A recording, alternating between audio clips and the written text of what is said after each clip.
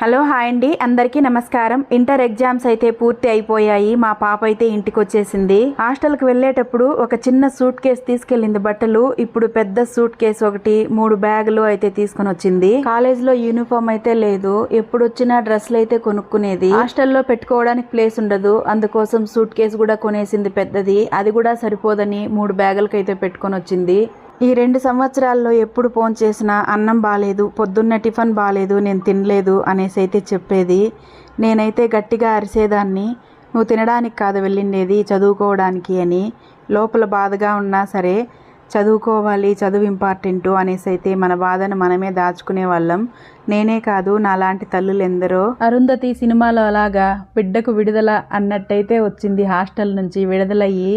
ఎప్పుడూ బాధపడతా ఉండింది కదా అనేసి అయితే ఇప్పుడు హ్యాపీనా అనేసి అయితే అడిగాను. లేదమ్మా, మా ఫ్రెండ్స్ నంతా వదిలేసి వచ్చేసాను, కొంచెం బాధగా ఉంది అనేసి అయితే చెప్పింది. శ్రీకాళహస్తి కోవా ఫేమస్ కదండి, వాళ్ళ ఫ్రెండ్ వాళ్ళ అమ్మ దగ్గర అయితే తెప్పించిందంట.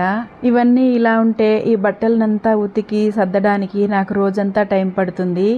సర్దే ప్లేస్ కూడా లేదు, బీరువాలో అస్సలు ప్లేస్ లేదు. ఉంటే ఒక బాధ, లేకపోతే ఒక బాధ. అందరి బిడ్డలు బాగుండే బట్టలు వేసుకుంటారని కొనిచ్చేస్తాము, మనకు లేకపోయినా సరే. ఇప్పుడు అవి పెట్టుకోవడానికి మన ఇంట్లో బీరువా సరిపోదు. నాకు తెలిసి ఈ ప్రాబ్లం చాలా మంది ఫేస్ చేస్తున్నారు. నిజమా కాదా కామెంట్ చేయండి.